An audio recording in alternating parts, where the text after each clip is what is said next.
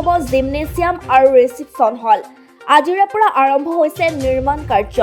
Assam cricket সংস্থাৰ বিষয়ববীয়া আৰু সদস্যসকলৰ উপস্থিতিত আজি আধাৰশিলা স্থাপন কৰা হয়।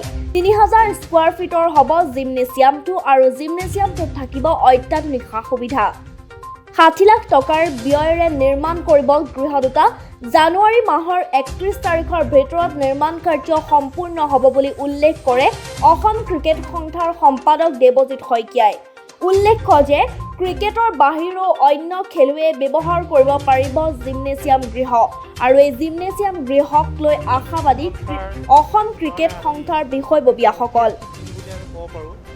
আমি যিটো অভাৱ অনুভৱ কৰি আছিলোঁ, আমাৰ এটা জিমনেছিয়াম আৰু এটা ৰিচেপশ্যন হল, তাৰ কাৰণে আমি বহুত দিনৰ পৰা আমাৰ এটা সপোন আছিলে।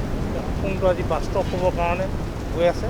আমি আজি আমাৰ মাননীয় সাধাৰণ সম্পাদক, মাননীয় উপসভাপতি সমুখে কৰি আমাৰ প্ৰেছ কাউন্সিলৰ সন্মানীয় সদস্যসকলৰ অনুমতি সাপেক্ষে আজি আমি আধাৰশিলা স্থাপন কৰিলোঁ।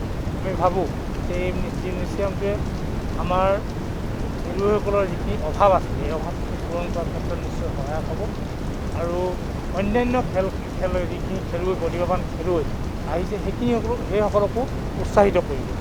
গতিকে আমি ভাবোঁ যে অসমৰ বিভিন্ন প্ৰান্তৰ খেলুৱৈসকলক উৎসাহ যোগাবৰ কাৰণে আমাৰ যিটো এইটো সপোন, এই সপোনটো আজি বাস্তৱ হৈছে আৰু এই ক্ষেত্ৰত আমাৰ প্ৰেছ কাউন্সিলৰ সন্মানীয় যিসকল আমাৰ বিষয়ববীয়া আছে আৰু আমাৰ জিলা সমিতিৰ যিসকল বিষয়ববীয়া সেইসকলে এই ক্ষেত্ৰত আমাক যিখিনি দিহা পৰামৰ্শ এই গোটেই অনুষ্ঠানটো আগবঢ়াই নিয়াৰ ক্ষেত্ৰত যিখিনি আমাক সহায় কৰিব, তাৰ কাৰণে তেখেতলোকক আজি এই আচৰণতে আমি ধন্যবাদ দিছোঁ।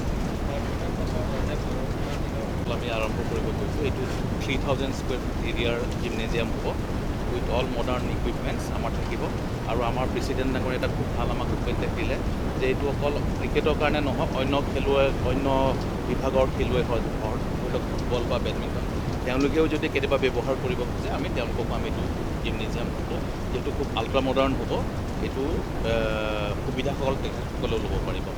এই গোটেই হেৰিটো যিটো কনষ্ট্ৰাকশ্যনৰ কামটো আজিৰ পৰা আৰম্ভ হ'ল আৰু এইটো আগন্তুক জানুৱাৰী 30 তাৰিখৰ ভিতৰত আমি ডেডলাইন লৈছোঁ। 4 মাহ বা 5 মাহৰ ভিতৰত আমি শেষ কৰি দিম। এইখনৰ বাজেট হৈছে প্ৰায় 60 লাখ টকাৰ বাজেট আৰু এইটোৱে অকল জিমনেজিয়াম নহয়, তাৰ লগত এটা ৰিচেপশ্যন হলো থাকিব। এইটোত আমাৰ কমপ্লিটলি গোটেই যিখিনি আমাৰ বাহিৰৰ খেলুৱৈসকল বৰ্ষাপাৰা মেইন ষ্টেডিয়ামলৈ নোযোৱাকৈ ইয়াতে অনুশীলন কৰাৰ সুবিধা থাকিব। যিহেতু কাষত আমি এটা ইনডোৰ ফেচিলিটিও আৰম্ভ কৰিবলৈ গৈ আছোঁ। ইনডোৰ ফেচিলিটিটোৰ 90% কাম শেষ হৈ গ'ল, য'ত 4খন পিচ আণ্ডাৰ কাভাৰ থাকিব।